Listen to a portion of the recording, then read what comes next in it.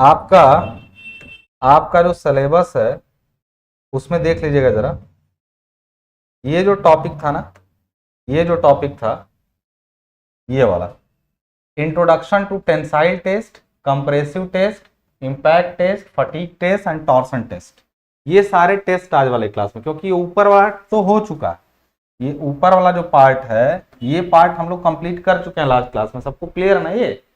हाँ, ये सबको क्लियर है ना कि ये वाला पार्ट हम लोग पूरा कर चुके हैं? सभी को क्लियर है ये बात? ठीक है। हाँ सुनिए, बाकी ये वाला टॉपिक आज खत्म हो जाएगा, तो आज ये चैप्टर खत्म। अगला चैप्टर इतना इंपॉर्टेंट है जो सोम की पूरी भूमिका बनाने वाला है, ठीक है ना, तो उसमें आपको बहुत सारी चीजें सीखने को मिलेंगी। आज वाले में introduction to tensile, compression, impact and fatigue test, इसमें आप लोग को जो टेस्ट करना है तो उसके पहले आप लोग को जो समझना है वो सारे मशीनों को समझना है। अभी बात करेंगे हम लोग उस पर। तो टुडेज टॉपिक है testing of metals. Testing of metals क्या है? टेस्टिंग ऑफ मेटल्स, वही टेस्टिंग जितनी लिखी गई थी, टेस्टिंग ऑफ मेटल्स, ठीक है। अब एक एक मेटल की टेस्टिंग को पढ़ेंगे। तो धातुओं पर जब परीक्षण की बात हम लोग करते हैं या मटेरियल्स पर भी बात करते हैं, यानी मेटल और मटेरियल्स की बात करते हैं हम लोग, तो कितने टाइप के टेस्ट हो सकते हैं, ठीक है ना। सबसे पहले तो जिन्होंने सेशन लाइक नहीं किया है वो कर दें, और जिन तक अभी वीडियो नहीं पहुंची उन तक पहुंचा दें, ठीक है ना। तो टेस्टिंग ऑफ मटेरियल यदि हम लोग बात करें, मैं आज टेस्टिंग टॉपिक को उठा रहा हूं, तो सबसे पहले मैं आपको दिखाता हूं क्या कि टेस्टिंग ऑफ मेटल्स में हम लोग को क्या क्या पढ़ना है। टेस्टिंग ऑफ मटेरियल्स में लिख रहा हूं। मटेरियल्स में इसलिए लिख रहा हूं क्योंकि कंस्ट्रक्शन में जितने टाइप के टेस्ट हो सकते हैं उन पर सब पर बात कर लिया थोड़ी सी। अगर आप कभी भी किसी मटेरियल को टेस्ट कर रहे हैं, टेस्ट करने का मतलब होता है अपने यूज के लिए ये जानना कि वो कितना अच्छा है और कितना अच्छा नहीं है, समझ में आ रहा है ना, उसके लिए उसको टेस्ट करना पड़ता है, ठीक है। टेस्टिंग करने के लिए आप कितने लोग हैं जो फर्स्ट ईयर में कोई ना कोई टेस्ट किए हैं? कितने लोग ब्रिक का, ईंट का टेस्ट किए थे, ईंट को तोड़े थे मशीन में लगा के? एक बार वो लोग बता दें कितने लोग ऐसे हैं जो ईंट को मशीन में लगा के तोड़े थे? याद करें उस चीज को और बताएं हमें, ठीक है ना। हाँ ठीक है, आप एक बार कमेंट कर दें इसके लिए। अब टेस्टिंग ऑफ मटेरियल में टेस्ट को दो कैटेगरी में बांटा गया। एक टेस्ट में बांटा गया जिसको बोला गया डिस्ट्रक्टिव टेस्ट, यानी विनाशकारी परीक्षण, विनाशकारी परीक्षण, विनाशकारी परीक्षण, ठीक है। और दूसरा आपका होता है non destructive test, non destructive test, non destructive test यानी अविनाशकारी परीक्षण, अविनाशकारी परीक्षण, परीक्षण, अविनाशकारी परीक्षण, ठीक है। हाँ चलिए, ब्रिक का वाटर एब्जॉर्प्शन किए हैं, ठीक है ना। अरे ब्रिक का कंप्रेशन स्ट्रेंथ टेस्ट भी आप लोगों को कराया गया था, ठीक है। आइए, ये दोनों टेस्ट क्या होते हैं? जैसे आपने किसी चीज पर कोई टेस्ट किया और वो जब दब करके, मान लीजिए किसी मशीन में लगाया गया ब्रिक को, और एक मशीन रहती है यूटीएम मशीन, मैं भी दिखाता हूं वो कैसी होती है, उस पर लगा करके आप ब्रिक को तोड़ते हैं, देखते हैं कि कितने लोड पर वो टूट रही है। जो ब्रिक का फर्स्ट क्लास ब्रिक का कंप्रेशन स्ट्रेंथ, सेकंड क्लास का, थर्ड क्लास का, ये सब याद किए थे? जरा बताइए, फर्स्ट क्लास ब्रिक का कंप्रेशन स्ट्रेंथ किससे कम नहीं होना चाहिए? यानी एक फर्स्ट क्लास, हाँ ठीक है, हाँ कोई बात नहीं, आप बताइए फर्स्ट क्लास जो ब्रिक होती है उसकी कंप्रेशन स्ट्रेंथ कितनी होनी चाहिए या किससे ज्यादा होनी चाहिए? आप लोग बताइए इसको। तो अब हम लोग बात करते हैं कि आपने जब भी वो टेस्ट किए ना, मान लीजिए हमें स्ट्रेंथ का टेस्ट करना था, तो एक ब्रिक लिया हमने सैंपल, उसको तोड़ दिया। अच्छा एक बात बताइए, वो तो टूट गई। अब कहेंगे सर ये जहां से हमने लिया है, ये जो हमने ब्रिक ली थी ना, वो एक जगह से उठाई थी, अच्छा स्ट्रेंथ है इसका, जो उठाए थे उसका अच्छा स्ट्रेंथ है, जो लगाना है क्या उसको भी तोड़ के चेक करेंगे? अरे दो दो 50,000 ईंटा है तो दो चार को ईंटा उसमें से ले आके तोड़ लिया जाएगा हम लोग। लेकिन इसका ये मतलब बिल्कुल नहीं है कि वो जो तोड़ रहे हैं, जो टेस्ट कर रहे हैं उसी को यूज करें। चलिए एक जन का आंसर आया, नूर मेहरा का 105 केजी, लेकिन ये आंसर ऐसे नहीं ना होगा, रहेगा 105 केजी पर स्क्वायर सेंटीमीटर, यानी एक स्क्वायर सेंटीमीटर एरिया पर 105 केजी, ठीक है ना। ठीक है आंसर, बट यूनिट्स का ध्यान रखिए, ठीक है ना, जेई में ये सब पूछता है क्वेश्चन।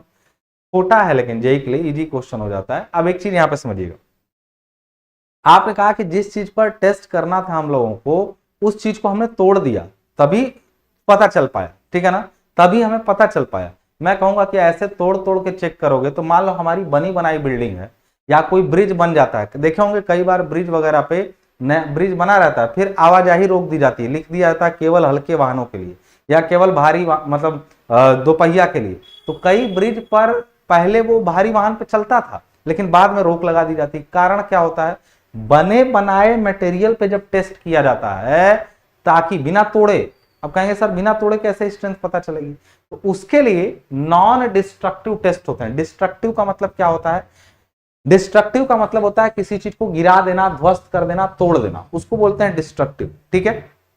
अगर हम किसी चीज को बिना तोड़े बिना गिराए टेस्ट कर रहे हैं तो उसको बोलते हैं नॉन डिस्ट्रक्टिव।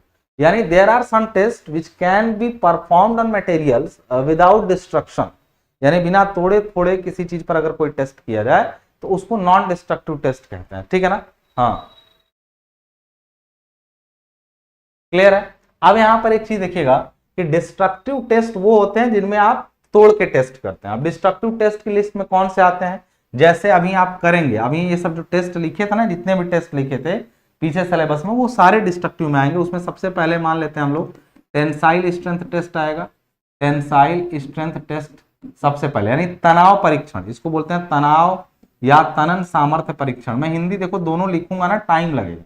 तनन सामर्थ्य परीक्षण, तो मैं एक बोल रहा हूं दूसरा लिख रहा हूं, जिसको उसमें परेशानी होनी है वो उसके दिमाग में है, वो अपने मन में मान सकता है कि हम परेशान हैं, मुझे कोई दिक्कत नहीं, ठीक है। जिसको इसमें परेशानी हो रही है वो सुनता नहीं, वो ऐसे वीडियो को प्ले करता है तो उसके बाद अरे अंग्रेजी काट के बंद होता है ना, भूत देख लेते हैं, जैसे जैसे अंग्रेजी ना हो भूत हो, 2-4 मिनट रुक करके बिल्कुल नहीं सोचते हैं, ठीक है। तो वो बात नहीं है, मैं एक लिखता हूं दूसरा बोलूंगा। तो टेंसाइल स्ट्रेंथ टेस्ट पहला डिस्ट्रक्टिव टेस्ट है। दूसरा कंप्रेशन स्ट्रेंथ टेस्ट आप कर सकते हैं, बहुत सारे हैं, मैं कुछ की लिस्ट आपको बनाने जा रहा हूं। Compression strength test, strength test यानी संपीड़न सामर्थ्य परीक्षण। तीसरा जो टेस्ट है आपका वो हार्डनेस का टेस्ट है, हार्डनेस का टेस्ट है, हार्डनेस टेस्ट। लेकिन ये आपके सिलेबस में तो था नहीं, हार्डनेस टेस्ट आपके सिलेबस में नहीं है, केवल टेंसाइल, कंप्रेशन, फटीग और टॉर्जन, 4 टेस्ट है आपका। उसके बाद आपके आ जाता है fatigue, fatigue test. Fatigue test यानी इसको बोलते हैं फटीग परीक्षण हिंदी में, हार्डनेस को कठोरता परीक्षण बोलते हैं, ठीक है। उसके बाद आपका आ जाता है टॉर्सन टेस्ट यानी मरोड़ परीक्षण, टॉर्सन टेस्ट, टेस्ट यानी मरोड़ परीक्षण, ऐंठन परीक्षण, ठीक है। हाँ, उसके बाद आपका आ जाता है आपका इंपैक्ट टेस्ट, इंपैक्ट को ही टफनेस टेस्ट बोलते हैं, इंपैक्ट टेस्ट, इसी को टफनेस टेस्ट भी बोल सकते हैं। इसको बोलते हैं हिंदी में चिमड़पन परीक्षण, चिमड़पन परीक्षण, ठीक है। तो ये सब सारे टेस्ट जो आपको दिख रहे हैं, these are the test which are under the category of destruction, यानी ये सब जब टेस्ट किसी सैंपल पे किए जाएंगे तो वो सैंपल क्या होगा, टूट जाएगा। क्लियर है सभी को, एक बार बोल दीजिए कि हाँ सर ऑल इज क्लियर, ठीक है ना। और नॉन डिस्ट्रक्टिव टेस्ट में कौन कौन से आएंगे, अब देखिए इसमें से हम लोग को पढ़ना कौन कौन सा था, टेंसाइल, कंप्रेशन, फटीग, टॉर्सन और इंपैक्ट भी, इंपैक्ट भी पढ़ना। केवल हार्डनेस छोड़ करके बाकी सब आपके सिलेबस में है, इसको हम लोग को पढ़ना है। अभी हम सबको पढ़वा भी देंगे, चिंता मत करिए, ठीक है। इसके अलावा नॉन डिस्ट्रक्टिव टेस्ट में जो आते हैं वो टेस्ट कौन कौन से होते हैं, तो उसमें सबसे जो आपका आता है वो मैग्नेटिक पार्टिकल टेस्ट आता है, मैग्नेटिक पार्टिकल टेस्ट। इसमें मैग्नेटिक पार्टिकल टेस्ट आता है यानी चुंबकीय कण परीक्षण होता है, चुंबकीय कण परीक्षण, ठीक है। आगे है विजुअल एग्जामिनेशन टेस्ट, किसी चीज को देख के भी तो अंदाजा लगाया जा सकता है कि वो कैसी स्थिति में है। आपके गेट का पेंट झड़ गया तो आप कहेंगे नहीं कि अब इसकी स्ट्रेंथ खत्म हो रही है, तो उस हिसाब से विजुअल जो टेस्ट होता है, विजुअल एग्जामिनेशन टेस्ट होता है। अभी आपको इन सब चैप्टर में न्यूमेरिकल नहीं मिल रहे हैं, लेकिन मैं आपको बता दूं कि आपको कैलकुलेटर खरीद लेना चाहिए और आगे के चैप्टर धड़ाधड़ न्यूमेरिकल वाले होंगे। और जब मैं यहाँ न्यूमेरिकल लगाऊंगा तो कैलकुलेशन आप ही करेंगे, क्योंकि मैं कैलकुलेशन करूंगा और कोई और नहीं बोलेगा तो पता चले मैं गलत करूंगा आप भी गलत कर जाएंगे। तो पहली बात, और दूसरी बात, जो लोग ये इंतजार करेंगे कि नहीं नहीं हम लेके कर लेंगे, आप करिए हम बाद में कर लेंगे, वो एग्जाम में कैलकुलेशन गलत करेंगे, पूरा नंबर कट जाएगा। तो आप पहले से ही कैलकुलेटर को अपना दोस्त बना लीजिए, जो कैसियो आपका कैलकुलेटर होता है उसको अपना दोस्त बना लीजिए, क्योंकि इसमें पक्का जरूरत पड़ने वाली है और भयंकर जरूरत पड़ने वाली है। ठीक है, फिर आपका आता है रेडियोग्राफी टेस्ट, ठीक है ना, रेडियोग्राफी, जबकि ये सब में से कोई भी टेस्ट हमको पढ़ना नहीं है। और एक टेस्ट आपका आ जाता है अल्ट्रासोनिक टेस्ट, अल्ट्रासोनिक टेस्ट। एक और आपका आ जाता है जिसमें हम लोग आपका रिबॉन्ड हैमर टेस्ट करते हैं, रिबॉन्ड हैमर। तो ये सब टेस्ट जो होते हैं ना, ये सब आपको अभी सिलेबस में नहीं पढ़ने हैं, लेकिन ये दो टेस्ट जो है आपको कंक्रीट टेक्नोलॉजी में देखने को मिलेंगे। आपके लास्ट चैप्टर में है नॉन डिस्ट्रक्टिव टेस्ट के बारे में, केवल ये दो टेस्ट को पढ़ाया गया, बाकी टेस्ट को कंक्रीट टेक्नोलॉजी में नहीं पढ़ाया गया। मैं बता इसलिए देता हूं कि ताकि तुम नाम सुने रहो, जेईई में नाम भी बहुत पूछता है, तो थोड़ा जानते रहो कि ये सारे टेस्ट भी होते हैं। ये दो टेस्ट के बारे में कंक्रीट टेक्नोलॉजी में बात की जाएगी। Today we need to talk about these 5 tests. ये सारे टेस्ट के बारे में हम लोग आज बात करने वाले हैं, ठीक है। हाँ, अब चलते हैं। सबसे पहले सर हम लोग बात करेंगे टेंसाइल स्ट्रेंथ टेस्ट के बारे में और कंप्रेशन। इन दोनों टेस्ट को करने के लिए हमको सबसे पहले जो काम करना पड़ेगा वो करना पड़ेगा कि हमें एक मशीन के बारे में जानना पड़ेगा जिसको बोलते हैं यूटीएम, यानी universal testing machine. For most of the strength test, यानी जितने भी स्ट्रेंथ टेस्ट होते हैं, स्ट्रेंथ टेस्ट का मतलब tensile strength, compression strength, bending strength, torsion, ये सारे स्ट्रेंथ को टेस्ट करने के लिए हम लोग मोस्टली देखो कहेंगे सर वाटर एब्जॉर्प्शन टेस्ट। मैं कहूंगा वाटर एब्जॉर्प्शन स्ट्रेंथ का टेस्ट नहीं, ड्यूरेबिलिटी का होता है। कितने लोग बताएंगे कि स्ट्रेंथ और ड्यूरेबिलिटी में क्या डिफरेंस है? मैं आपको बता दूं एक बात यहां पे ध्यान से। स्ट्रेंथ का मतलब होता है कोई चीज कितनी मजबूत है, बहुत मजबूत है, कल ये खराब हो गई, आज बड़ा मजबूत थी कल खराब हो गई, यानी स्ट्रेंथ अच्छी है लेकिन ड्यूरेबल नहीं है। Durable means how long it is sustaining its strength, ये अपनी स्ट्रेंथ को कितने लंबे समय तक बनाए रखता है, उसको कहते हैं ड्यूरेबिलिटी टेस्ट। यानी ईंट मजबूत है लेकिन पानी वो ज्यादा सूख रही है, दैट मीन्स बहुत जल्दी वो क्या हो जाएगी, खराब हो जाएगी। क्लियर है? तो ड्यूरेबल नहीं रहेगी। तो water absorption test is a type of durability test. वो ड्यूरेबिलिटी को बताता है, वो उसके चिरस्थायित्व को बताता है कि वो कितना लंबा टिकने वाला। क्लियर है सभी को ये बात? टेस्ट को कैटेगरी में बांटा जा सकता है, टेस्ट को कैटेगरी में बांटा जा सकता है। Some test are for strength, some test are for durability, some test are for dimensions. ये सारी चीजें जो होते हैं वो टेस्ट की अलग अलग मटेरियल के अंदर 3-4 चीजें हम चाहिए। हम चाहते हैं एक मटेरियल अच्छे शेप साइज का हो, उसकी ताकत अच्छी हो, उसके साथ आपका वो लंबा चले, ड्यूरेशन उसका अच्छा हो। ये सारे गुण हम एक मटेरियल के अंदर चेक करते हैं। तो जब हम टेस्टिंग करने जाएंगे तो अलग अलग टेस्ट बनाए गए हैं इन सारी चीजों को चेक करने के लिए, ठीक है ना। तो अब हम लोग बात करने वाले हैं for most of the strength test we use क्या, यूटीएम यानी यूनिवर्सल टेस्टिंग मशीन। ज्यादातर सामर्थ्य परीक्षण के लिए हम लोग यूटीएम यानी यूनिवर्सल टेस्टिंग मशीन का प्रयोग करते हैं। क्लियर है सभी को ये बात? क्लियर है? हाँ। सीबीआर टेस्ट सॉइल के स्ट्रेंथ को चेक करता है सर। अच्छा, आप मुझे बता रहे हैं? हाँ, मुझे भी मालूम है ये बात, धन्यवाद। लेकिन 3rd सेमेस्टर में ये टेस्ट नहीं है, ये 5th सेमेस्टर में आपको मिलेगा। कई जगहों पर 4th में मिल सकता है, डिपेंड्स ऑन योर सिलेबस। तो सॉइल मैकेनिक्स जब पढ़ेंगे हम लोग तो सीबीआर के बारे में पढ़ेंगे, ठीक है। अब चलते हैं हम लोग ने देखा कि हम लोग ज्यादातर स्ट्रेंथ टेस्ट को यूटीएम के द्वारा करते हैं। यूटीएम क्या होता है? ये रहा यूटीएम आपका, ये रहा यूटीएम मशीन। यूटीएम मशीन बोलना बुरी बात है क्योंकि UTM itself universal testing machine. UTM का पूरा नाम क्या है? Universal testing machine. क्लियर है सभी को यहाँ पे? All clear? Universal testing machine में होता क्या है, आप अपने लैब में कभी जाएंगे तो आप देखेंगे कि एक बड़ा सा, ये छोटा सा ऐसा नहीं है, बहुत बड़ा सा है, ऐसे रखा रहता है जमीन पे, खूब बड़ा सा ऊंचा सा। इसमें यहां पर इस जगह पर यहां पे एक जो है ना, एक बॉक्स बना रहता है। बॉक्स का मतलब होता है इसके अंदर एक सिलेंडर होता है। ये एक सिलेंडर है, एक तरीके से सिलेंडर के अंदर 2 पिस्टन लगे। तो ये एक तरीके से क्या है, एक सिलेंडर, ठीक है ना, सिलेंडर। इसके अंदर पिस्टन है।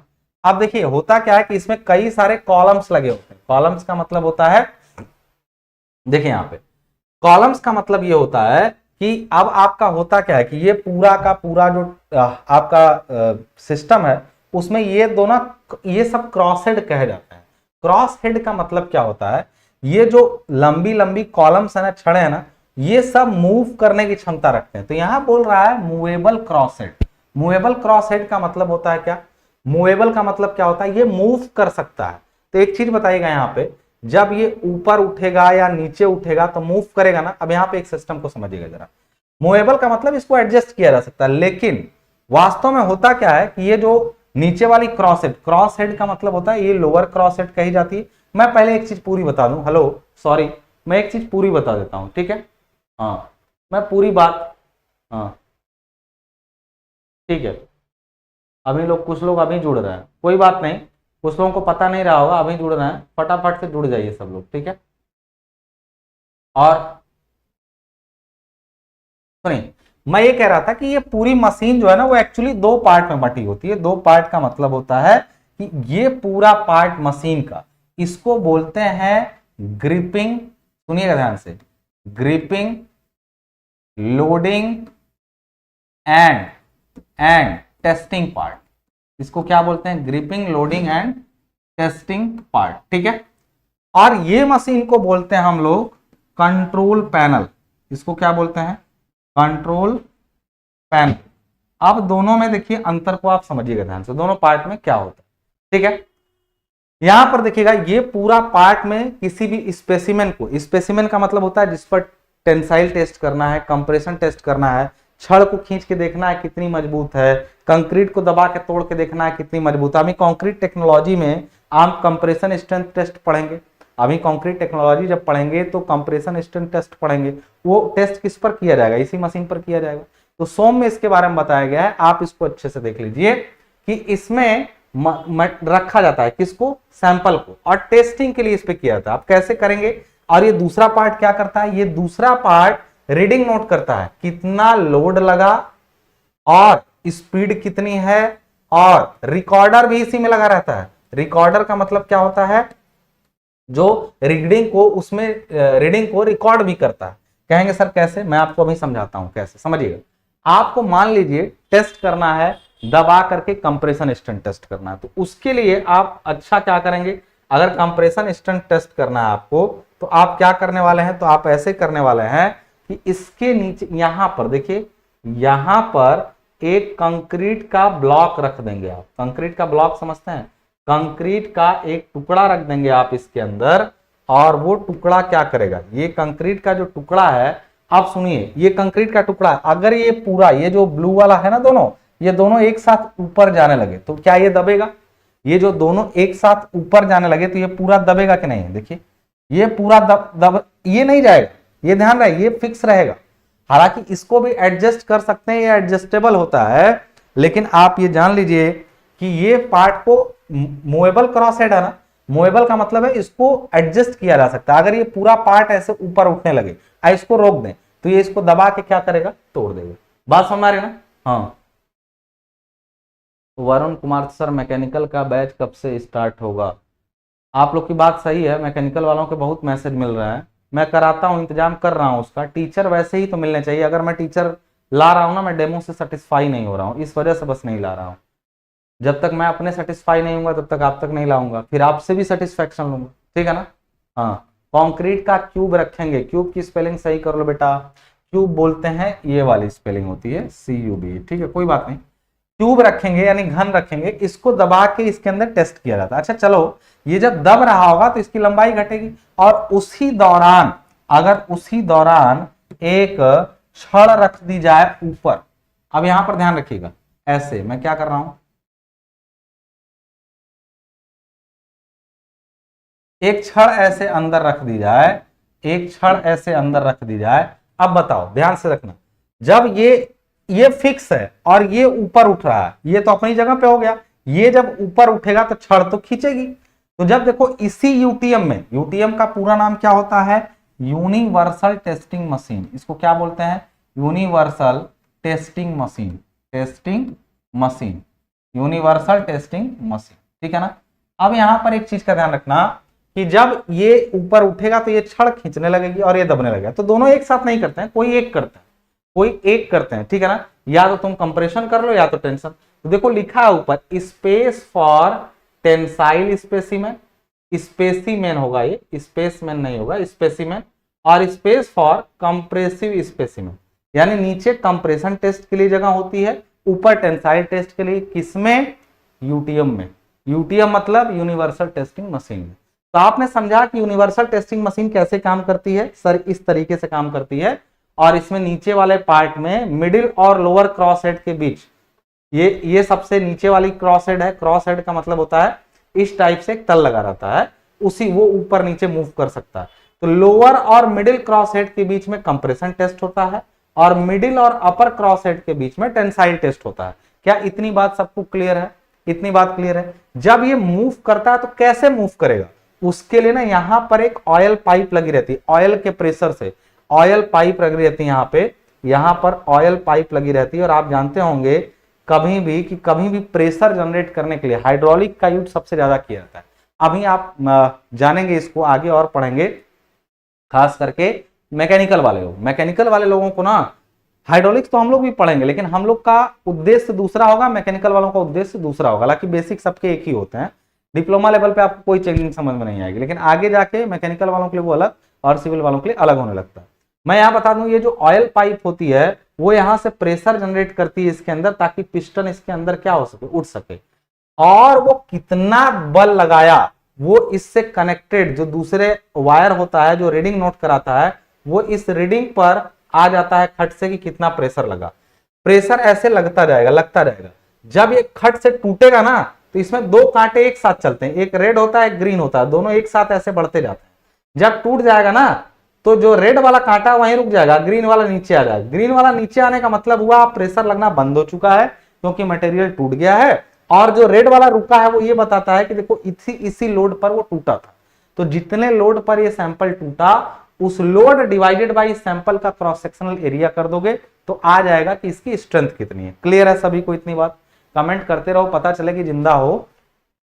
स्पेसिमेन का मतलब होता है सैंपल, स्पेसिमेन का मतलब होता है सैंपल किसी चीज का जिस पर टेस्ट कर रहा है, उसको स्पेसिमेन बोलते हैं, ठीक है ना। स्पेसिमेन का मतलब होता है सैंपल जिस पर कोई टेस्ट किया जाता है। जैसे आप ब्रिक लिए, ब्रिक में अभी आप चाह रहे हैं कि हम सारी पे थोड़ी टेस्ट करेंगे, there are some bricks which can be chosen randomly from the heap, उसमें से ढेर में से कोर्सेज में से कुछ ब्रिक्स को उठा लिया गया, दैट आर द सैंपल्स। वो सैंपल्स होते हैं। क्लियर है सभी को सैंपल क्या होते हैं या स्पेसिमेन क्या होता है? जिन पर टेस्टिंग करी जाती है उनको स्पेसिमेन बोलते हैं। क्लियर है सभी को ये बात? बताइए, सभी को ये बात क्लियर है?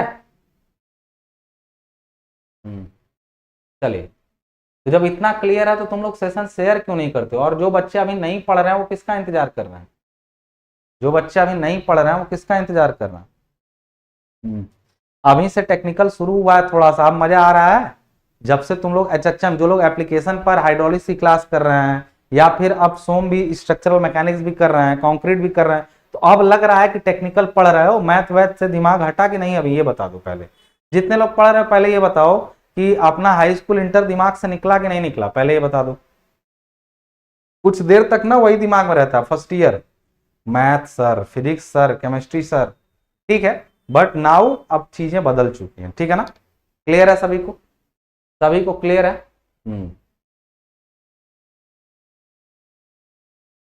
ठीक है, बैक पेपर है, बैक भी लगवा रहे हो तुम लोग, बढ़िया है, कोई दिक्कत नहीं है, सही है। रिजल्ट तो अपना पता ही होता है, जब एग्जाम देके हम लोग आए होते हैं ना, रिजल्ट हमें उसी समय पता होता है। कभी कभी किसी के साथ गलत भी हो जाता है, ऐसा नहीं है, बट ठीक है, अगर आप थोड़ा भी सही किए तो हो गया, ठीक है ना। चीजें बदलनी चाहिए, अभी अभी आगे देखेंगे हम लोग, इसका एप्लीकेशन भी मिलेगा। हाँ ठीक है, आना चाहिए मजा। अगर मेरे साथ मिलके भी सिविल इंजीनियरिंग में मजा नहीं आया तो फिर कहाँ आया? हाँ ठीक है, अब हम लोग क्या करेंगे, हम लोग टेस्ट करने वाले हैं अलग अलग मटेरियल पे। अलग अलग मटेरियल मतलब ब्रिक पर करें, कंक्रीट पे करें, सरिया पे करें, सरिया मतलब समझते हो ना, छड़ें, बार्स पर करें। तो ये सारी चीजें हम लोग सीखेंगे, अभी आगे चीजें और बढ़ने वाली हैं, but basics should be clear, must be clear actually, ठीक है ना। तो ये हुआ आपका। अब देखिए, ये पार्ट रिकॉर्डिंग करता है, रिकॉर्डिंग के दौरान इस पार्ट में एक चीज और जान लीजिएगा, रिकॉर्डिंग के दौरान सुनिए, रिकॉर्डिंग के दौरान ये होता है कि इसमें एक रिकॉर्डर के साथ एक ग्राफ भी बना रहता है। ये बताता है, सुनिए ध्यान से, जब ये दब रहा होता है ना, जब ये दब रहा होता है ऐसे, तो इसके साथ में यहां से यहां तक जब ये दब रहा होता है तो लंबाई में कमी आती है। वो लंबाई में कमी यहीं पर एक स्केल लगी रहती है, एक स्केल लगी रहती है, उसी पर नापा जाता है कि कितना पहले से कम हुआ। और यहां भी स्केल लगी रहती है, इस पर भी मापा जा सकता है कि इसकी लंबाई में कितनी कमी आई। वैसे मैनुअली नहीं नापा जाता है, ऑटोमेटिक होता है, ठीक है ना। हाँ चलिए बढ़िया है। तो मैं ये कहना चाहता हूं कि ये मशीन जो है आपका यहां और यहां, देखो मैं एक चीज बता दूं, बैक लगने के दो कारण हो सकते हैं। एक कारण वो होता है कि जब तुम्हें पता हो कि तुमने पढ़ाई नहीं की है तो बैक लग गया, समझ में आ रहा है। एक कारण तब बैक लगती है जब तुम्हें लगता है कि तुमने पढ़ाई की है लेकिन तुमने सही से नहीं पढ़ाई करी है। तुमने गलत या तो कंटेंट चुन लिया, या तो कई बार गलत टीचर्स मिल गए, या तो कई बार तुम्हें लगा कि मेरा तैयार है और मैंने सही लिखा है, बट तुम्हें नॉलेज नहीं थी क्योंकि तुमने अडॉप्ट गलत चीजें कर ली थी। तो पहली कैटेगरी तो फिर भी ठीक है, उसको पता ही है मैंने नहीं पढ़ा है। लेकिन जो पढ़ने के बावजूद ये दावा करते हैं मैंने पढ़ा है, तो मैं आपको एक चीज का यकीन दिलाता हूं, यदि आप सही जगह पढ़े हैं ना, तो कितना भी एग्जामिनर वैसा रहेगा लेकिन वो फेल नहीं, कम नंबर हो जाएगा। अगर एग्जामिनर खड़ूस है तो नंबर कम हो जाएगा, बट फेल नहीं होंगे। रीजन समझिए, क्योंकि आपके अंदर से मैं बोल रहा होता हूं। आप मुझे सुने हैं यार, 40 घंटे तुम मुझे सुने हो एक सब्जेक्ट में, तो वो मैं बोल रहा होता हूं, तुम थोड़ी बोल रहे होते हो। तो जब गुरु तुम्हारे अंदर उतर चुका है तो फेल कैसे हो जाओगे, नंबर कम ज्यादा हो सकता है। लेकिन यदि तुमने उतारा ही नहीं तब समस्या है, विकट समस्या है। क्लियर है बात मैं क्या कहना चाहता हूं। हाँ होता है तैयारी में कई बार कमी हो तो उसको एक्सेप्ट करो, बड़ी अच्छी चीज होती है चीजों को एक्सेप्ट करना। देखो एक्सेप्ट करने का रीजन मैं बता रहा हूं। पहली क्लास में कितने लोग लाइव थे, याद करिए, पहली क्लास में कितने लोग लाइव थे, आज कितने हैं, आज संख्या कितनी है। वो संख्या जो घट रही है वो क्यों घटी, बताइए। वो लोग कहां गए, वो अपने लिए एक दीवार खड़ा करेंगे बैक वाली। पहली क्लास से पूरा क्लियर हो जाएगा। अंत कैसा किया तुमने, दैट डिपेंड्स, वो निर्धारित करेगा, वो बनाएगा आपका। समझ में आ रही बात में। तो इस तरीके से काम करिए। आइए वो देखिए, किसी भी YouTube की प्लेलिस्ट में पहले वीडियो पे व्यू देखिए और आखिरी, मैं आखिरी वाले को अपने स्टूडेंट मानता हूं, पहले वाले को नहीं मानता हूं, क्योंकि पहले पे तो बहुत लोग आ जाते हैं, क्लिक कर देते हैं, हाँ यार ठीक है। अंत तक जो पहुंचा है वो स्टूडेंट, और कई बच्चों को मैं नाम से जानता हूं इसमें जो अंत तक पहुंचे हैं, नाम भी याद हो चुका है अब तो मुझे अब मैं कहेंगे तो नाम भी बता दूंगा। चलिए सुनिए, तो मैं ये कह रहा हूं कि यहां से ये दब रहा है, ये खिंच रहा है, इसका ये काम है। रिकॉर्डिंग यहाँ पे कितनी कमी आई वो पता चला। तो अभी तुमने एक चीज नहीं पढ़ी है, असल में मैंने पहले ही कहा था इस चैप्टर को, जो दूसरा चैप्टर है ना स्ट्रेस स्ट्रेन, उसके बाद देना चाहिए था, लेकिन मैं तुमको बेसिक बातें बता रहा हूं। अगर किसी चीज का, सुन लो ध्यान से, यहाँ पे लंबाई पहले क्या है, देखो ये स्पेसिमेन है छड़ का, टेंसाइल टेस्ट। अब पहले मशीन को समझ लिए, मशीन कैसे काम कर रही है वो समझ लिया तुमने। मशीन में दो पार्ट होते हैं, एक gripping loading and testing part, दूसरा पार्ट है कंट्रोल पैनल। ये दोनों पार्ट अलग अलग हैं। एक का काम है ग्रिप, ग्रिप मतलब होता है पकड़ना, ग्रिप मतलब होता है ग्रिप मतलब पकड़ना होता है किसी का, ठीक है ना। हाँ ठीक है। और ग्रिप मतलब होता है पकड़ना, लोडिंग मतलब होता है ये लोड भी लगाएगा, और टेस्टिंग भी यही करेगा। ये क्या करेगा, ये इस सारी प्रक्रियाओं को कंट्रोल करने वाला पार्ट है जो अलग से लगा रहता है, और इसके अंदर रिकॉर्डर भी होता है, यानी रिकॉर्डिंग करता है। समझ गए ना पार्ट कैसे काम कर रहा है। यानी ये आपका एक पार्ट, ये दूसरा पार्ट। अब मशीन में टेस्टिंग और कंप्रेशन टेस्ट करते कैसे हैं मैं आपको बता दूं। आपका टेंसाइल टेस्ट करने के लिए एक स्पेसिमेन ऐसा लिया जाता है, छड़ की ऐसी आकृति आपकी ली जाती है, और इस छड़ को इधर और इधर से पकड़ के इसके अंदर फंसा दिया जाता है। जब इसको हम लोग फंसा देते हैं इसके अंदर, तो इसको ऐसे खींचना शुरू करेगा ये दोनों तरफ से, क्योंकि एक तो फिक्स है, ऊपर वाला ऐसे जब ये पूरा मूव करेगा, ये तो अपनी जगह रुका हुआ है, ये जब ऊपर उठेगा तो इसको खींचेगा। यहीं पर एक समय के बाद ये टूटता है, और टूटने से पहले ये कुछ इस तरह से कुछ ऐसे जो है पतला होकर के तब टूटेगा। यहीं कहीं से नेकिंग हो जाएगी। तो जहां पतला हो जाता है ना उसको बोलते हैं नेक, जहां पतला हो जाता है उसको बोलते हैं नेक। तो इसको बोलते हैं कि इसकी नेकिंग हो रही है। क्लियर है, समझ में आ रही बात। नेकिंग का मतलब सबको समझ, नेकिंग मतलब किसी चीज का पतला होना। ये जो टर्म मैं आपको बता रहा हूं, जो वर्ड्स यूज कर रहा हूं, उनको याद रखिएगा, फ्यूचर में बताऊंगा कि क्यों इस पर बात कर रहा था मैं, ठीक है, अभी नहीं। तो ये नेक है, नेक मतलब जहां से कोई चीज पतली हो रही है, हमारा भी नेक यही है। कोई चीज टूटती वहीं से, फांसी यहीं से क्यों लटकाई जाती है, जानते हैं, वहीं से फेल होगा। तो इसका भी जो फेल्योर होता है उसके नेकिंग से ही होता है। क्लियर है सभी को बात यहाँ पे, ठीक है ना। अब बात करते हैं हम लोग यहाँ पे कि जब ये नेकिंग से ऐसा फेल्योर हुआ, हो गया, लेकिन उसके होने से पहले इसकी देखिए लंबाई कहां से ली जाती है, यहां से नापी जाती है लंबाई। लंबाई में परिवर्तन हमेशा यहां से नापा जाता है। तो ये लंबाई पहले थी, अब लंबाई इसकी बढ़ गई थोड़ी सी, पहले से जैसे ये इतना था यहीं तक, अब बढ़ गया। तो बढ़ी हुई लंबाई मान लीजिए क्या है, एल है। पहले लंबाई एल नॉट थी, तो लंबाई में परिवर्तन जो होता है वो डेल्टा एल, वो एल माइनस एल नॉट होता है। ये लंबाई में परिवर्तन होता है। और लंबाई में परिवर्तन का मतलब होता है उसको क्या हुआ, लंबाई में उसके क्या हुआ, चेंजिंग आ गई। अब एक चीज बताओ यहां पे ध्यान से, लंबाई में जब तुम्हारे चेंजिंग आ रही है पूरी की पूरी, तो इसका मतलब डिफॉर्मेशन हो रहा है, स्ट्रेन हो रहा है। और अभी आगे अगले चैप्टर में पढ़ोगे कि स्ट्रेन बराबर जो होता है, स्ट्रेन बराबर जो होता है, या इसको इससे हम लोग दिखाएंगे, वो होता है डेल्टा एल बाई एल, यानी एल नॉट। एक्चुअली यहां पर एल नॉट है, ठीक है ना। एल नॉट मतलब प्रारंभिक लंबाई, डेल्टा एल मतलब लंबाई में परिवर्तन। लंबाई में परिवर्तन बटा प्रारंभिक लंबाई को स्ट्रेन कहते हैं, ठीक है ना। हाँ,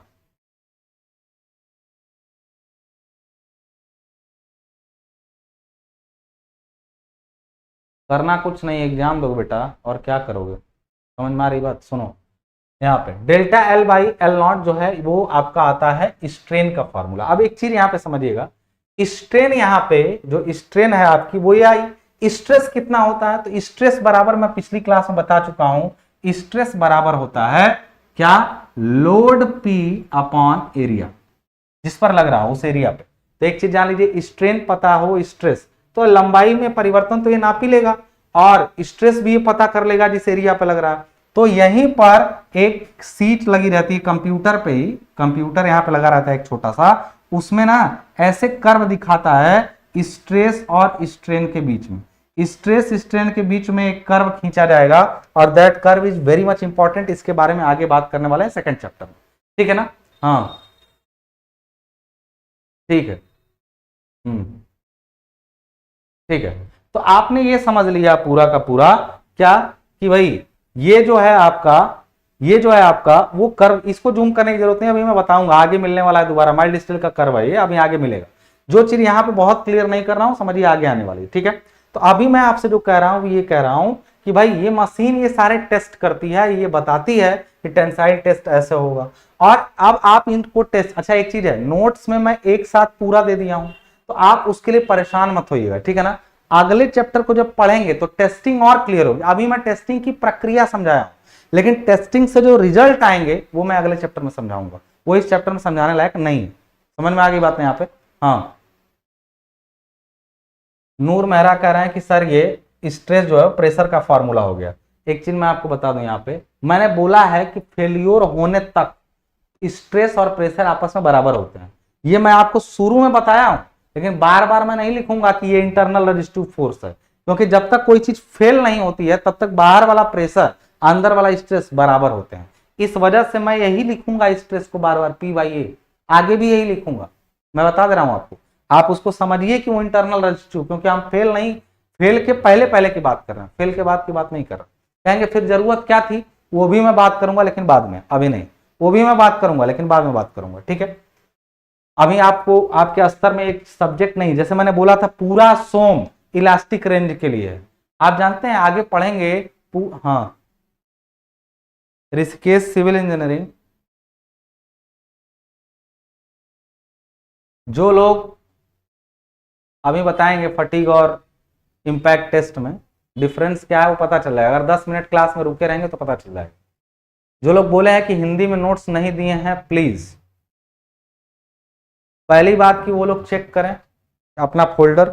दूसरी बात मैं एक चीज और बता दे रहा हूं, अगर आप बिना वजह के हमारे काम के बीच में अगर आड़े आए तो दिक्कत है। फिर मैं जैसे काम कर रहा हूं मुझे करने दीजिए। आपको समय पर यदि चीजें उपलब्ध नहीं हुई तब आप बोल सकते हैं, मैं सुनूंगा।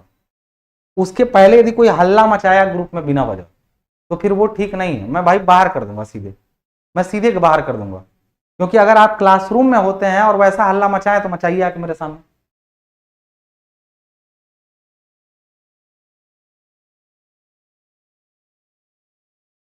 अर्जुन भारती पूछ रहे हैं पॉलिटी की क्लास सिविल वाले देख सकते हैं? नहीं नहीं, वो सिविल वालों के लिए नहीं है। हाँ, वो सिविल वालों के लिए नहीं है, वो रॉकेट साइंस जो पढ़ते हैं उनके लिए होता है। ठीक है, आइए, रॉकेट साइंस जो होता है उसके लिए है वो। आइए यहाँ पे, तो आपने समझ लिया इस पूरे को। हर क्लास जब चलती है उसके पहले उसके बारे में बताया गया रहता है, लेकिन नहीं, हम नहीं देखेंगे उसको। हम क्यों अपना टाइम वेस्ट करें? हम तो आके बीच क्लास में सबका टाइम वेस्ट करेंगे, सबका। कैसे टेस्ट न, सबका टाइम जब तक वेस्ट ना कर ले तब तक कैसे काम होगा? हम अपना 5 मिनट क्यों वेस्ट करें? जब कोई भी कोर्स खोलते हैं पहले उसके बारे में बताया गया रहता है। जेई फाउंडेशन कोर्स खोलेंगे उसके बारे में बताया गया रहता है, आप सेमेस्टर क्लोज खोलेंगे उसके बारे में बताया गया, लेकिन हम वो नहीं देखेंगे क्योंकि उससे मेरा अकेला 5 मिनट जाएगा। हम तो सबका 5 मिनट लेंगे। यहां मेरा 5 मिनट, मैंने यहां बकवास की 5 मिनट, 50 बच्चे रहेंगे, 50 बच्चों का 5 मिनट जोड़ लीजिए, बर्बाद। ये आपकी समझदारी को दर्शाता है। चलिए आइए, तो मुद्दे पर आते हैं। How this machine is working, but क्या रिजल्ट निकलेंगे, कैसे ये मशीन जो रिजल्ट देगी वो कैसे देगी, उस पर चर्चा अगले चैप्टर में होगी। लेकिन आपके नोट्स में हो सकता है पहले मिल जाए, but don't worry about that, वो समझ में आ जाए। ठीक है ना? हाँ, अब यहां पर ध्यान दीजिएगा। यहां पे आप कहेंगे सर ये तो यूटीएम के बारे में आपने बताया कि हाउ यूटीएम वर्क्स, तो आप कहेंगे सर यूटीएम तो 2 टेस्ट कर सकता है, एक टेंसाइल टेस्ट कर सकता है, ये एक टेंसाइल टेस्ट, और दूसरा कौन सा टेस्ट कर सकता है? ये कंप्रेशन टेस्ट कर सकता है। ये कौन सा टेस्ट कर सकता है? कंप्रेशन टेस्ट करता है। टेंसाइल टेस्ट और कंप्रेशन टेस्ट 2 टेस्ट ये कर सकता है। ठीक है, अब यहां पर दूसरा टेस्ट आपके सामने आता है। अभी किसी ने पूछा था क्या कि सर आपका इंपैक्ट टेस्ट कैसे होता है? इंपैक्ट टेस्ट कैसे होता है? इंपैक्ट टेस्ट कैसे होता है? इंपैक्ट टेस्ट के लिए आपके सामने मशीन है। इंपैक्ट टेस्ट कैसे काम करता है उस पर बात कर लेते हैं। ठीक है ना? इंपैक्ट टेस्ट का मतलब होता है आपके सामने, ये मैं पहले एक बड़ी मशीन आपको लैब वाली दिखा दूं, एक लैब वाली मशीन। आप अपने अगर कहीं कॉलेज में देखे होंगे तो वो कुछ इस टाइप की दिखती है वो मशीन। आप देख रहे हैं कितनी बड़ी है ये? आप देख रहे हैं 2 आदमी पीछे खड़े हैं, यदि आपको दिख पा रहा हो तो देखिएगा 2 आदमी पीछे खड़े हैं और उनसे ऊंचा काफी ये जो है बड़ी मशीन है, और ये इस टाइप से आपको दिखा रहा है। ये आइजोड पेटेंट मशीन है, काफी भारी होती है। इसके एक तरफ यहाँ बड़ा सा हथौड़ा लगा रहता है, ऊपर एक पेंडुलम की तरह। इस हथौड़े को यदि यहां से पकड़ के खींचा जाएगा और छोड़ा जाएगा ना, ये हथौड़ा आगे जाके आगे ऐसे जाएगा। तो जब ये आगे पीछे ऐसे करता है, ये एक्चुअल मशीन है, ये एक्चुअल मशीन है। ठीक है ना?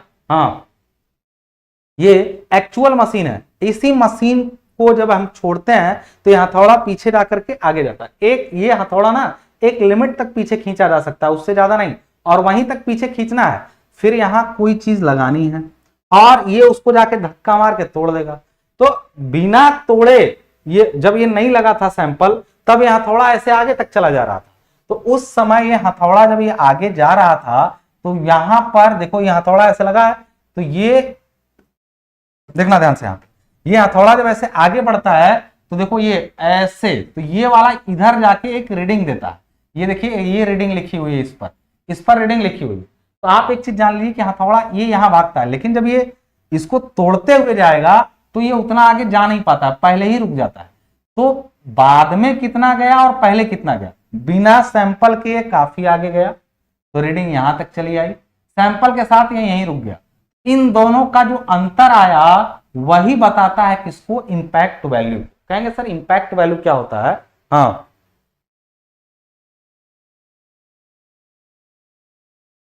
इंपैक्ट वैल्यू क्या होता है? देखिए, किसी भी पदार्थ के झटके वाले भार सहन करने की क्षमता उसकी इंपैक्ट वैल्यू कहलाती है। इंपैक्ट वैल्यू क्या होती है? किसी पदार्थ के झटका सहन करने की क्षमता इंपैक्ट वैल्यू कहलाती है। झटका सहन करने की क्षमता मतलब हमने किसी चीज को, देखो एक चीज है, मैं तुमको एक टुकड़ा ईंट का तुम्हारे सर पे रख देता हूं, एक ईंट का टुकड़ा रख देता हूं तुम्हारे सर पे, नो प्रॉब्लम। छत से ले जाके छोड़ दें एक ईंट का टुकड़ा, now will that be any problem? बताइए जरा, कमेंट करिएगा। एक ईंट आपके सर पे रख दूं, मजदूर तो रख के ढोता ही है, अगर वही टुकड़ा छत पे जाके आपके सर पे छोड़ दूं, देन व्हाट अबाउट इट? कैसा अनुभव करेंगे आप? बताइए। Obviously you will not feel good.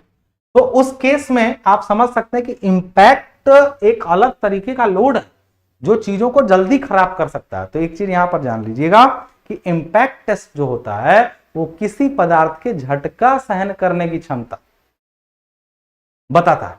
उस टेस्ट को करने के लिए हम लोग इंपैक्ट टेस्टिंग मशीन या इम्पैक्ट टेस्टिंग मशीन का मतलब ये आपके सामने उसका, ये तो एक्चुअल डायग्राम है, लेकिन आप एग्जाम में कौन सा डायग्राम, पहले एग्जाम में बने, पहले इसको देख लीजिए। तो ये पूरा इसका डायग्राम यहाँ बनाया हुआ है। देखिए यहाँ सबसे पहले यहाँ पे रखा है स्पेसिमेन। देखिए स्पेसिमेन का मतलब आप समझ गए आप, स्पेसिमेन यहाँ रखा जाएगा, स्टार्टिंग पोजीशन है इसकी, जब इसको ऊपर उठाएगा, हैमर लिखा ना, जब छोड़ेंगे तो ये आके स्पेसिमेन को मारेगा धड़ाक, तो ये यहां से यहां चला जाएगा। एंड ऑफ स्विंग मतलब स्विंगिंग कर रहा था, झूल रहा था। स्विंग मतलब क्या होता है, हाँ हाँ ठीक है। इस मशीन का क्या नाम है, इंपैक्ट टेस्टिंग मशीन। इस मशीन का नाम है इंपैक्ट टेस्टिंग मशीन। लेकिन इस मशीन में जो सैंपल प्रयोग होते हैं वो दो तरह के होते हैं। सैंपल एक तरीके का ऐसा लगता है, एक स्पेसिमेन होता है आइजॉड, आइजॉड सैंपल बोलते हैं इसको। इसको ऐसे खड़ा करके ना इसके अंदर लगा दिया जाता है। मैं अभी दिखाता हूं आपको कैसे लगता है ये आपका। ये देख रहे हैं आप, ऐसे हैमर किया तो ये इतना, ये मैं आइजॉड का बड़ा सा डायग्राम लिया हूं। ये यहां जाके ऐसे छोटा सा, देखो यहां बहुत छोटा सा, यही सेम चीज यहां छोटी सी लगी हुई है यहाँ पे। ये हथौड़ा जाके जब इसके ऊपर टकराव मारेगा ना तो यहीं से ये टूट जाएगी। ऐसा सैंपल किसने बनाया, जिसने टेस्ट के लिए रिकमेंड किया उसने ऐसा सैंपल बना दिया। ठीक है ना, हाँ ठीक है। तो आप यहां पर एक चीज जान लीजिएगा, ये लिखा हुआ है सारा, टेस्ट पीस है, सपोर्ट्स लगे हुए हैं, मशीन फ्रेमवर्क है, ये रीडिंग वगैरह दिखाने के लिए। जब हथौड़े को छोड़ेंगे तो ये जाके मारेगा आइजोट को, थड़ाक से आइजोट टूट जाएगा। और पहले आगे जा रहा था बस तोड़ने के बाद उतना नहीं जा पाएगा। तो difference in that reading is the impact value of that material. अब कहेंगे सर ये आइजॉड ने एक सैंपल बनाया, एक सार्पी ने भी बना लिया, सार्पी टेस्ट किया गया। इंपैक्ट टेस्टिंग मशीन में दो तरह के सैंपल यूज होते हैं, एक आइजॉड सैंपल तो उसको बोलते हैं आइजॉड इंपैक्ट टेस्ट, और जो सार्पी सैंपल को ना ऐसे रखा जाता है इस टाइप से। और ये लैटरल फोर्स है, ये प्लान देख रहे हैं आप इसका, जब इसको लगाया जाएगा ना, कहेंगे सर ये कैसे इसके अंदर लगा है, तो मैं कहूंगा इसको ऐसे समझिएगा, ये ना हथौड़ा ये जो ऐसे रखा गया इसका प्लान है, हथौड़ा इधर से आके इसको मारेगा। यानी यहां पे ये जो मेरी ये मार्कर देख लीजिए मेरा, ठीक है ना, ये मार्कर ऐसे घूम के गया, ऐसे लग गया। आप समझ में आ रहा होगा आपको, ये हथौड़ा आएगा इसको मार देगा यहां से खड़ाक से। तो इस तरीके से आप समझ लीजिएगा। हाँ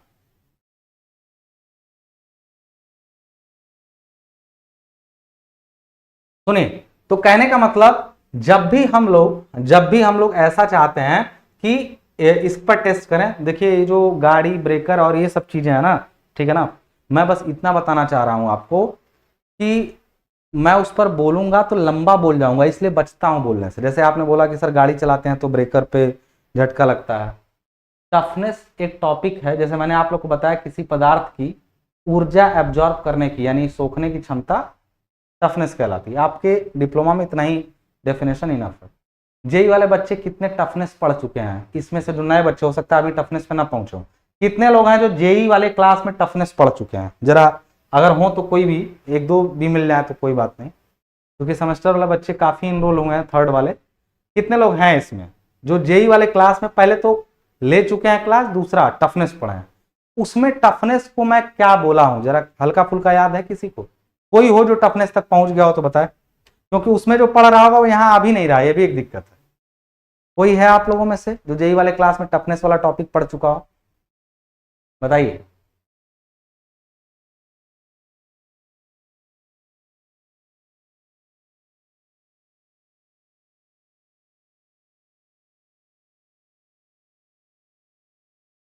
कोई, चलिए ठीक है।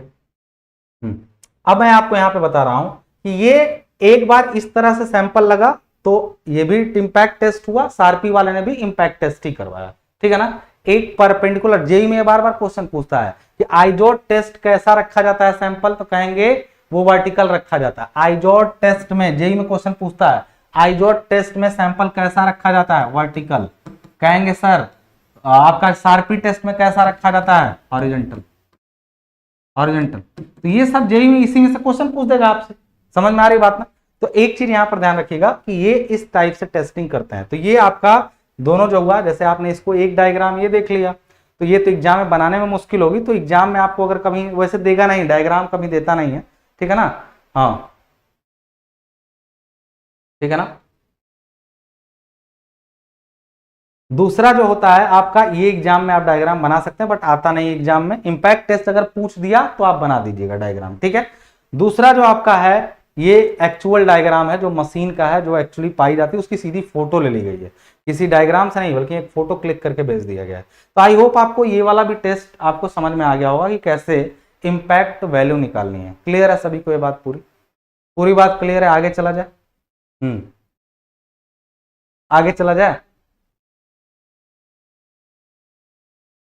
बताइए। करें एक बार सर, फिर से रिपीट करिए। देखिए रिपीट करने को मतलब मैं इस बार ये मान रहा हूं कि आपको समझ में नहीं आया तो मैं भाषा बदल के बता रहा हूं। रिपीट मतलब सेम चीज नहीं, अलग तरीके से बता दे रहा हूं। इंपैक्ट टेस्टिंग मशीन किसी पदार्थ की टफनेस निकालने के लिए प्रयोग किया जाता है। टफनेस यह बताता है कि कोई पदार्थ बिना डिफॉर्म हुए कितनी एनर्जी सोख सकता है, ठीक है। इंपैक्ट कोई चीज कितना झेलेगा या उसकी टफनेस कितनी अच्छी है, वो इस मशीन द्वारा ज्ञात की जा सकती है। जिस चीज की टफनेस जाननी है उसका ऐसा सैंपल बनाया जाएगा, जैसे लोहा है, लकड़ी है, तो उसको इसी शेप में काटा जाएगा और उसका सैंपल बनाया, मतलब ये सैंपल बन गया। इस चीज को, जिसका इंपैक्ट वैल्यू जानना है, उसको ले जाके इसके अंदर फिट करते हैं और हैमर को उठा के छोड़ देते हैं। पहले मतलब एक बार हैमर को इसमें लगाने से पहले छोड़ेंगे तो ये काफी आगे तक चला जाएगा, रीडिंग काफी, ये स्केल यहाँ पे लगी है, काफी आगे तक रीडिंग आएगी। जब ये सैंपल को तोड़ते हुए जाएगा तो रीडिंग उतनी नहीं आएगी। दोनों रीडिंग के बीच में आया डिफरेंस से ही इस पदार्थ की इंपैक्ट वैल्यू होगी। इस पदार्थ पर अगर वर्टिकल लगा के इसको ऐसे टेस्ट किया जाए तो इसको आइजॉड टेस्ट बोलते हैं, आइजॉड इंपैक्ट टेस्ट बोलते हैं। और अगर इस पदार्थ को हॉरिजॉन्टल लगा के तोड़ा जाए तो इसको शार्पी टेस्ट बोलते हैं। Is it clear to everyone? Is it clear to everyone? क्या सभी को ये बात पूरी क्लियर हो चुकी है? बता दीजिए जरा, क्या सभी को ये बात पूरी क्लियर हो चुकी है? बता दीजिए।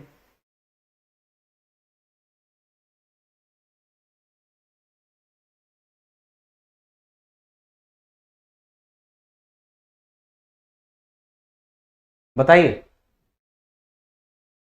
आज का क्लास तो मुझे लग रहा था मैं यहीं खत्म कर दूंगा इस वाले को, लेकिन अब अगला 2 टेस्ट जो है उसमें मुझे काफी कुछ समझाना है, तो वो कल की क्लास में होगा। 8 बजे से जेई वालों से मिलना है, वो दूसरी क्लास है, ठीक है। तो हाँ चलिए, तो 2 टेस्ट समझ लिया, एक क्लास और ले लूंगा इसकी और क्लियर, क्योंकि इसमें 2 ही टेस्ट हो पाए। अगला जो 2 टेस्ट होगा वो अगली क्लास में हम लोग कर लेंगे। सभी को क्लियर है ये बात? बताइए, सभी को क्लियर है ये बात? इसमें ना देखिए अब समय ज्यादा जाता है, जैसे मैं बता रहा हूं आपको, जब मैं पिछली बार इसको रिकॉर्डेड पढ़ाया था ना, रिकॉर्डेड क्लास जब पढ़ाया था मैं इसकी, 1 घंटे के अंदर अंदर पूरा खत्म हो गया, तो टाइम लगेगा, लंबा जाएगा। क्योंकि मैं समझो ऐप पर यदि मैंने 25 क्लास ली है ऐप पर, तो रियल में समझ लो वो 50 क्लास या 40 क्लास है, ऐसे समझ लेना। तुम, मैं बता रहा हूँ, मैं अपनी बात बता रहा हूँ। तो ये चीज समझिएगा कि रिकॉर्डिंग क्लास में टाइम कम लगता है, इसमें टाइम बहुत ज्यादा, दोगुना दोगुना लग जाता है, ठीक है। तो पहली बात कि कितने लोग हैं जो अपने कॉलेज ग्रुप्स में अभी तक भी लेक्चर को शेयर नहीं किए हैं? कौन सा पाप कर रहे हैं आप लोग, बताइए। कर रहे हैं ना? ठीक है। अगला जो बाकी 2 टेस्ट है चूंकि शुरू करूंगा, ठीक है ना, 8 बजे जेई वाली लाइव क्लास होगी, वो ऐप पे होगी, यूट्यूब पे नहीं होगी। ऐप पे होगी, यूट्यूब पे नहीं होगी, ठीक है ना। तो जो लोग जेई के हैं वो इसमें पक्का है, ज्वाइन कर लें, क्योंकि बहुत सारी प्लानिंग करनी है उसको लेकर के। हाँ, नहीं आपके जैसा कोई नहीं पढ़ा सकता, नहीं बहू ऐसा नहीं है, धुरंधरों से दुनिया खाली नहीं, लेकिन फिलहाल कोई नहीं है, सच्चाई बता रहा हूँ। फिलहाल मैं भी तो किसी न किसी से पढ़ता था, तो मैंने खुद ही देखा टीचर्स इतने कम हैं या इतना ऊपर ऊपर पढ़ा के भागते हैं, तो मजा नहीं आया मुझे। मैंने कहा कि मुझे मेरे जैसा कोई पढ़ा देता तो मैं पढ़ लेता। मैं पढ़ता क्यों नहीं था? मैं बहुत कम पढ़ता था, रीजन मेरे जैसा कोई नहीं पढ़ाता था। मैं सच बता रहा हूँ, ऐसा नहीं कर रहा हूँ। हो सकता है कई बच्चों को इस बात से असहमति हो, चॉइसेस बदलती रहती हैं, बट ठीक है ना। चलिए सभी लोग टाटा बाय बाय बोलिए, मिलेंगे हम लोग कल अपने टाइम पर, और अगला जो बाकी 2 टेस्ट है उनको क्लियर कर लेंगे। गुड नाइट बोलिए सभी लोग, और इस वादे के साथ कि वीडियो को और शेयर करिए, थोड़े और लोग जुड़े तो मजा आए पढ़ाने में, ठीक है। कॉलेज ग्रुप में और दोस्तों को बताइए, ठीक है। गुड नाइट बोलिए सभी लोग।